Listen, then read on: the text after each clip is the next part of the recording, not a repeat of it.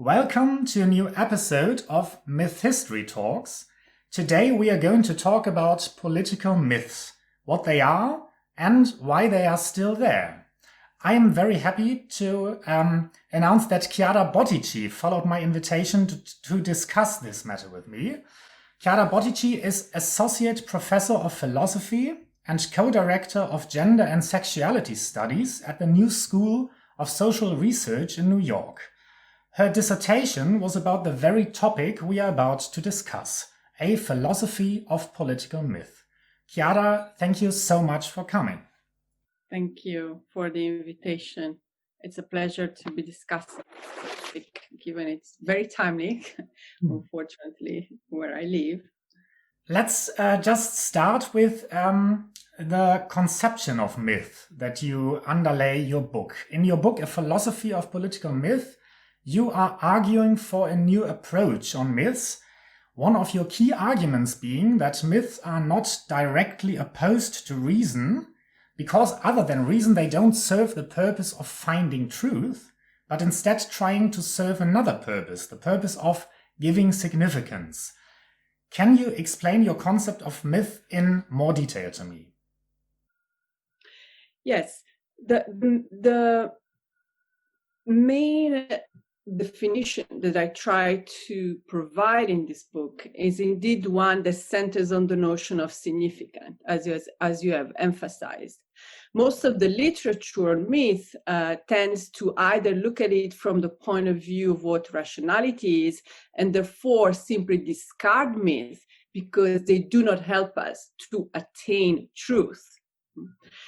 I criticize this approach to myth by saying that it means bringing myth to a terrain that it's not its own.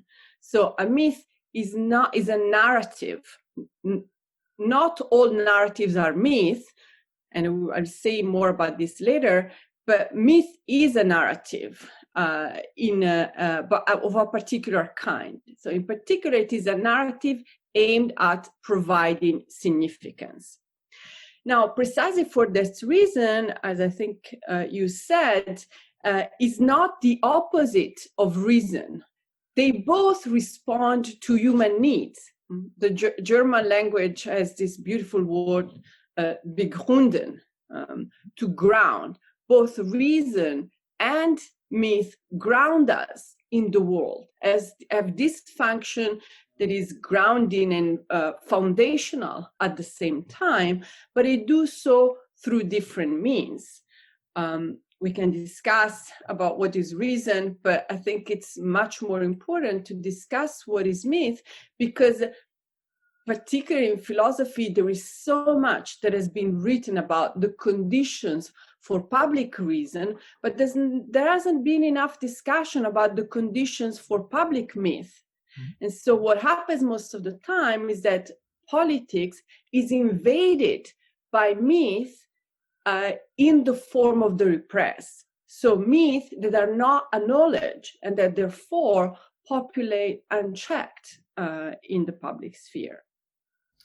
So your aim is to have a critical but constructive approach on myth, just to be reflective on myth and not have always this unreflected political myths coming into our world of politics, if I get you right.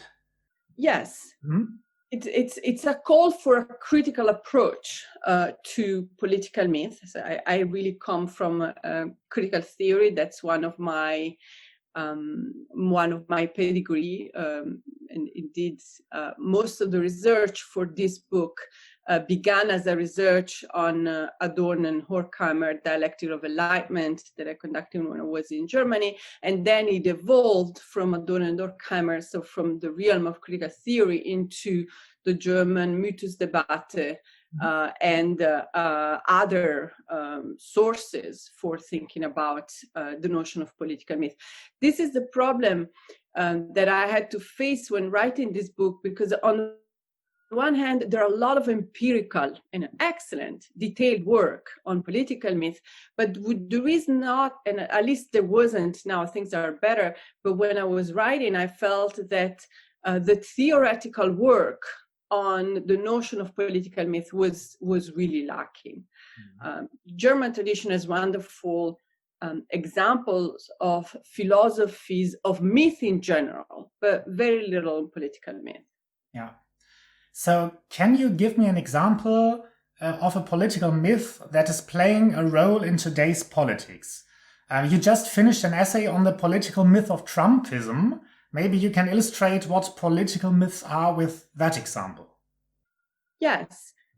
So the case of Trumpism, I think, is particularly instructive of and the way in which it is deployed in the American, but I would say now in the global public sphere.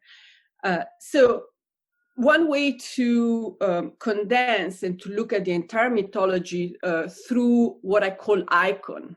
So what are icons? Icons are specific images or words that can condense an entire narrative into one image. So political myths have this particular power to condense subconscious effects and narrative into one single image. Now, in the case of the mythology, when of course much vaster, would require by itself hours and hours of interview, but one particular important icon in Trump mythology is the slogan, "Make America Great Again." That is usually emblazoned in baseball caps, so the MAGA hat. Now, what is this MAGA slogan for? What does it stand for? I mean, it stands for this narrative, "Make America Great Again." And here, every word is important, particularly when words are uttered, as I'll try to see in a moment, by the President of the United States. Now, what does it stand for? It stands for the idea, well, first of all, there is the imperative, make. And going back to my previous point, it's already clear that in a political myth such as this one, "Make America Great Again," the point is not to reflect the truth. That is not to reflect what is the state of the world, but it is to create its own world, right? So it's to provide significance, to provide a realm where people's affects feel captured and responded to. So this invitation make immediately works as a call for action. Okay, so, and this is indeed the fields where political myths operate. Georges Sorel, in his Réflexions sur la violence, make this point very clear. Political myths are not an attempt to describe the truth. They are a determination to act in the world. And we see very clearly, "Make America Great Again."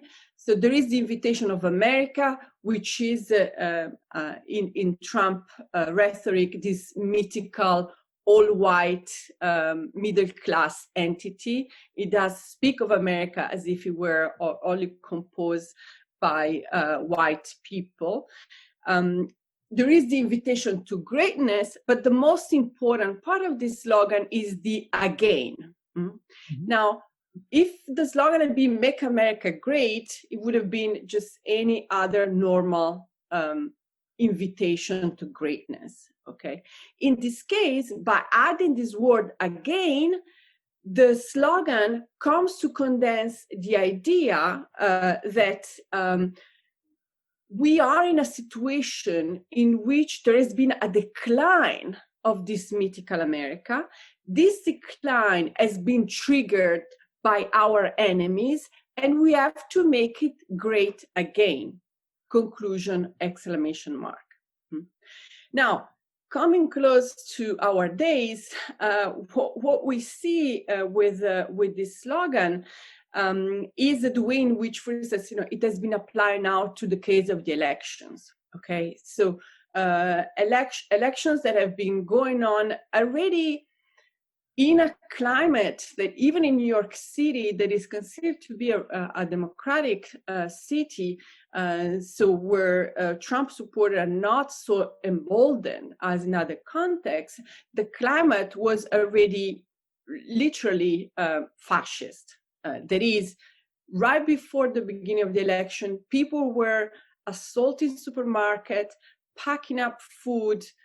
Shops were barren because people were expecting violence. Mm-hmm. Now, when there are political elections and people expect that violence is going to happen because there are political elections, it means that there is an underlying narrative going on. And this underlying narrative, it really goes back to this MAGA slogan, Make America Great Again, that has been used by Trump before the election and in particular after the election to argue, and he said explicitly, he tweeted explicitly many, many times, there is only one way in which we can lose this election, and this is if the elections are rigged. So even before the elections happened, he was already stating that if we're going to lose, elections are rigged. And you can see here how political myths are self-fulfilling prophecy, because no matter what numbers are going to say, if we lose, then the elections are rigged. It's not that I am wrong, it's the elections are rigged. So, and unfortunately, we've seen on January the 6th what happened when even the courts rejected all the claims to electoral frauds. What happened is that Trump progressively triggered this narrative of Make America Great Again, applying it with the idea that now this again, the emergency is created by the corrupt politicians, the media that are stealing our election. And so it incited violence that, in particular, when it can reach through social media, 88 million followers, it's an incredibly powerful tool.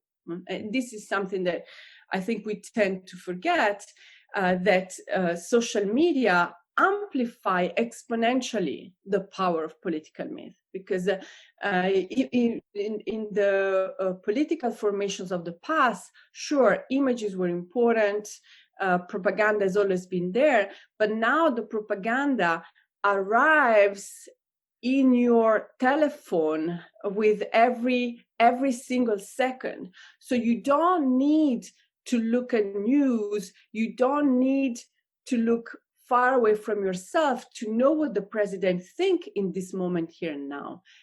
Trump is constantly on Twitter. He doesn't let his followers wait for what he thinks. He immediately tweets, repeating over and over again the same narrative until they become the universe in which a lot of people unfortunately are immersed. And we know how social media work.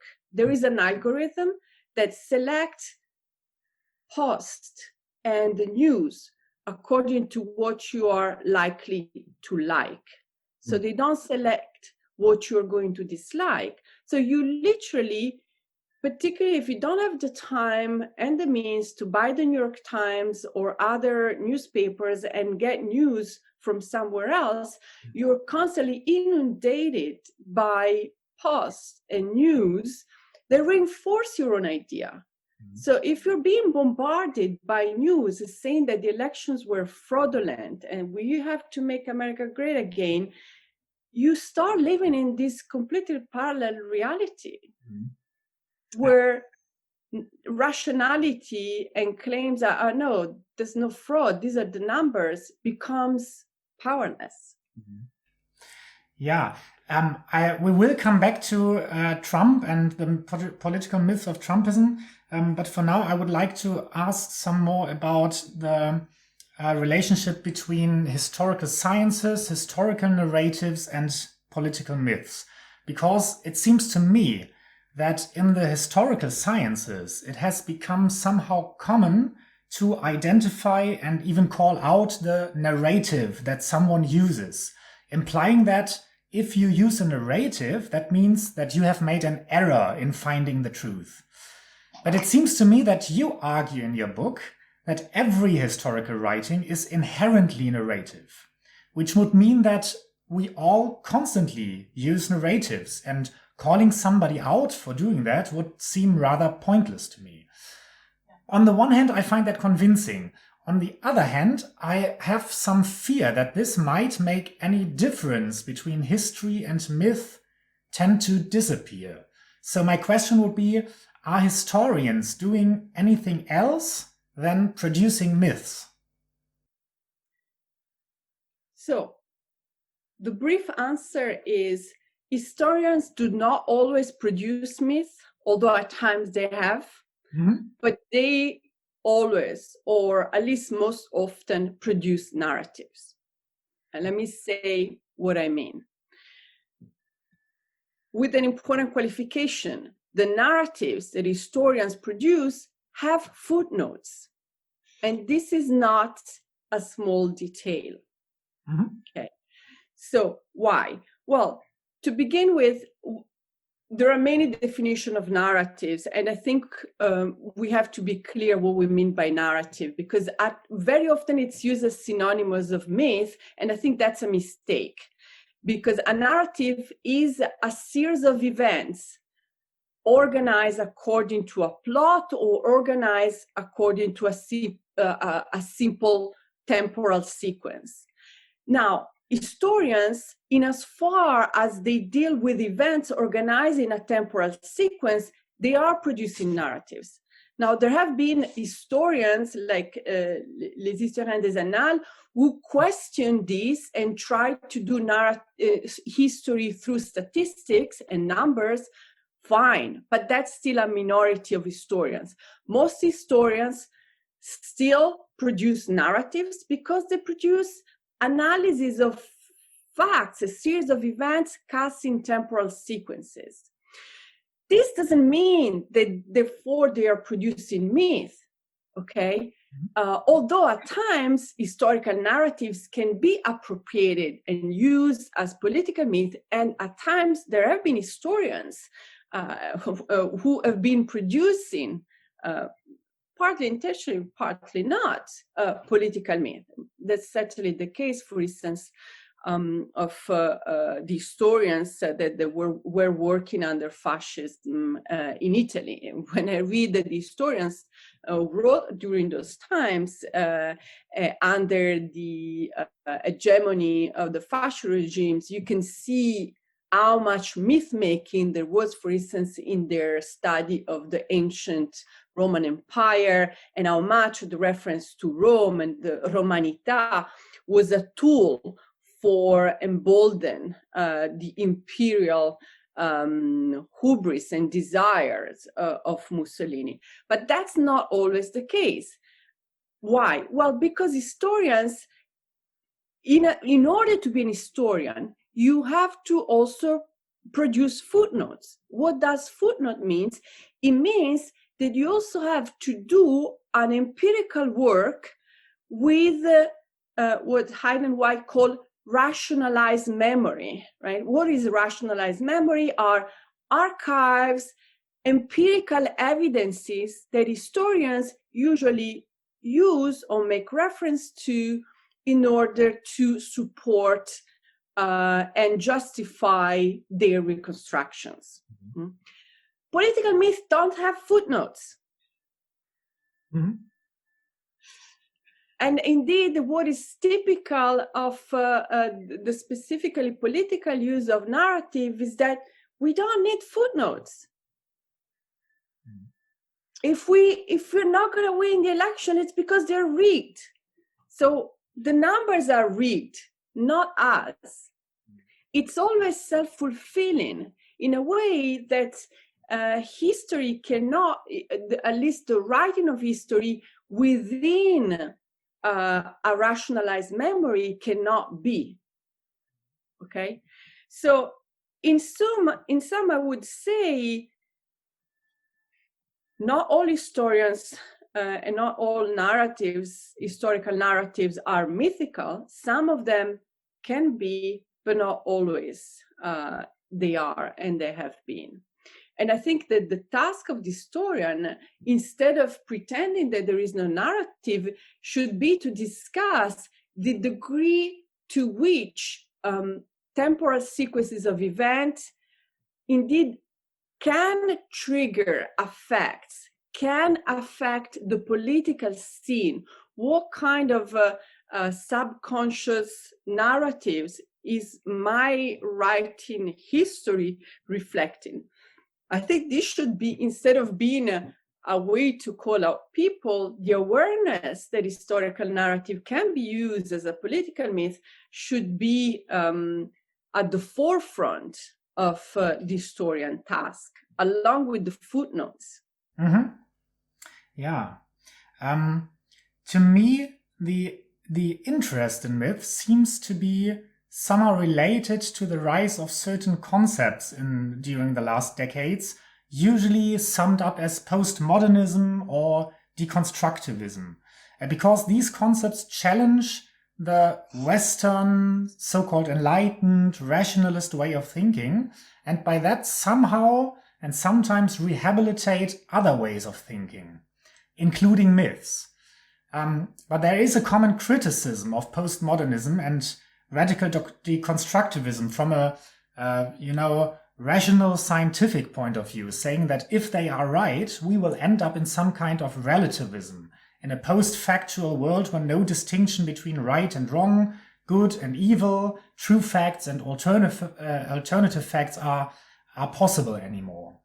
And so the argument of those scientists would be that if our Western Enlightenment way of empirical rationalism is nothing more than a particular and maybe illusional way of thinking, then we are left really with nothing but myths anymore. And I would be interested, what are your thoughts on this? Don't we need at least some kind of empirical rationalism to be able to tell at least which myths are condensing reality into meaning and which myths are distorting reality?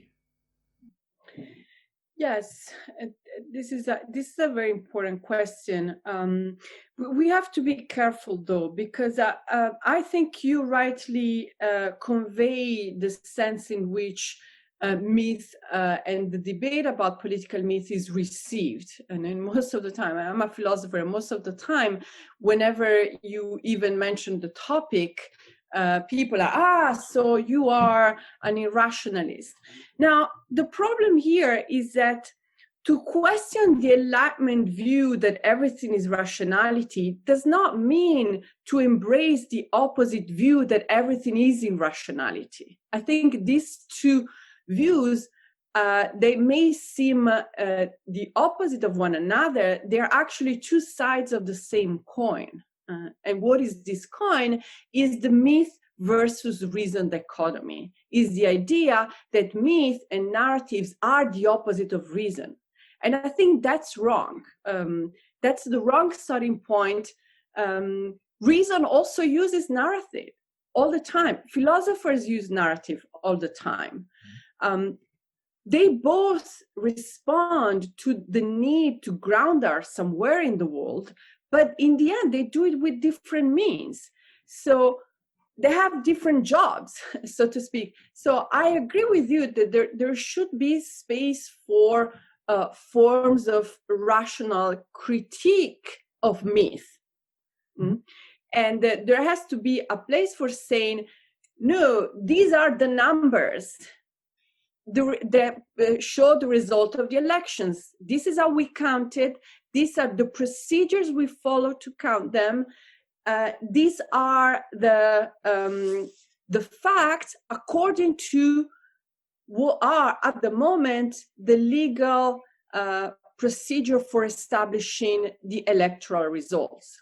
Okay, but we also have to be clear that that is not enough in order to address the power of political myth, because Trump and his 88 million followers on Twitter will think that the numbers are wrong, and we are right, because we have to make America great again, because these numbers are produced by the people who are stealing our elections. Now, if scared by myth, we don't take them into account, and we continue with this idea, enlightened idea that politics is just about rationality, we are going to end up again and again and again with the return of myth in its most destructive form. And what is the most destructive form? It's violence. Mm. It's violence. It's just if the election results don't confirm our view, we go and take the capital. Yeah. I see. Well, I would like to take the same or similar question more directly to political myths in particular and our ways to deal with them, because I'm asking myself the question that on what grounds can we decide which political myths are serving a good cause and which aren't?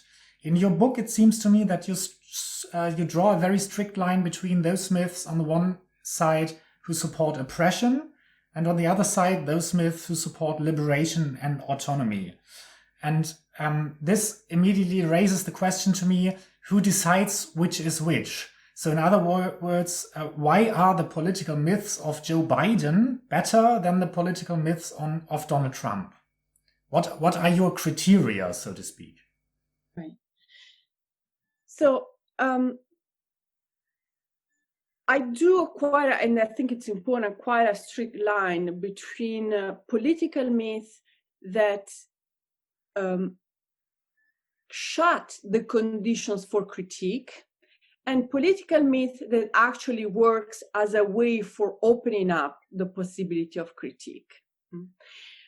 And I think the example we discussed before, Trump white supremacist narrative, Make America Great Again, is a typical example of a political myth that closes the possibility of critique.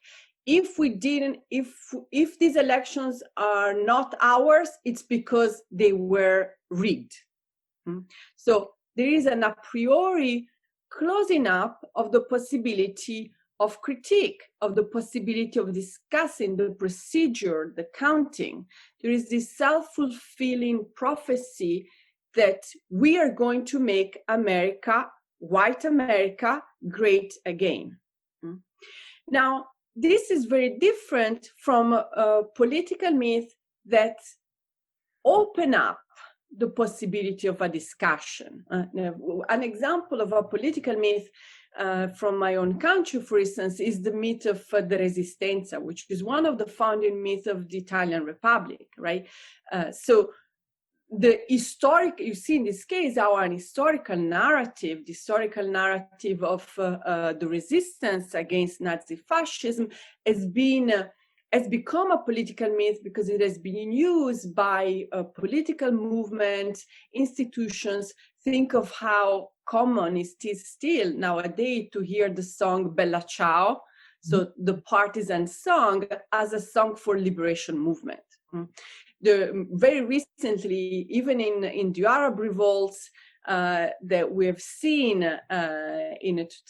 beginning with 2011, you would hear Arabic version of this song, which has become a kind of political myth for resistance and liberation to authoritarianism.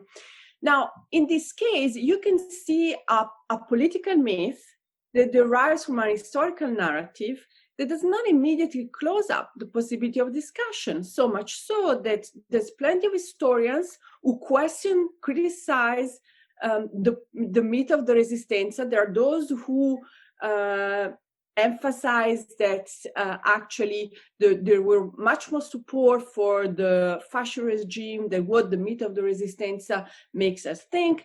It's open up for public discussion. And I think, for instance, in this case, instead of adopting a rationalist attitude, okay, let's get rid of all political myths and just discuss rationality, we should also recognize the importance that this sort of narrative can play, not just for upholding process of domination and exploitation, but also for triggering critique, for opening up the possibility of discussing alternative political scenarios.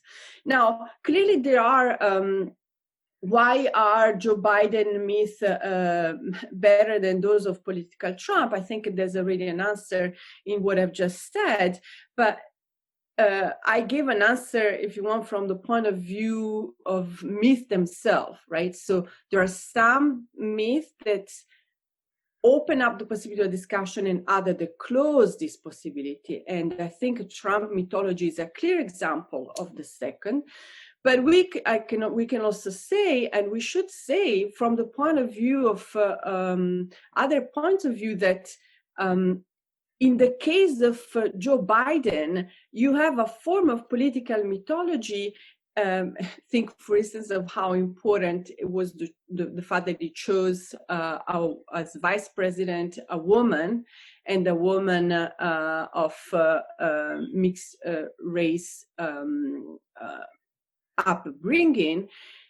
What is that form of mythology suggesting? It is suggesting a form of political action that engaged with attempt to bring about more freedom, inequality for the majority of those who are currently living in the United States of America, as opposed to those who invoke this mythical white America that excludes the diversity of the racial origins of people who are living in this country. So I think that focusing on political myths does not mean to end up in this night where all cows equally look gray. We can still draw distinction, and indeed, I think it's absolutely crucial that we do so. I would have one last question. I think you partly answered it already, but nevertheless, I will ask it again, because I would be interested in, what do you think about, is there a possibility to communicate with people who follow different political myths than you, so who follow political myths that are opposed to your own views, or in other words, how would you try to convince somebody on the other political team that your myths are better than theirs? This is a very important question, because on one hand, most of the left has tried to argue for its own political mythology on the basis of their rationality.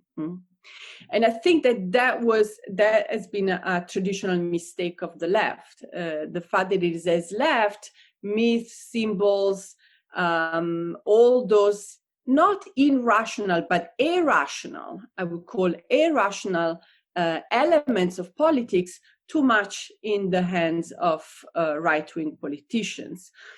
And this is just a premise for my answer. My answer is to say we have to learn from the past mistake and try to convince political opponents not only on the basis of the rationality of our own mythology, the fact that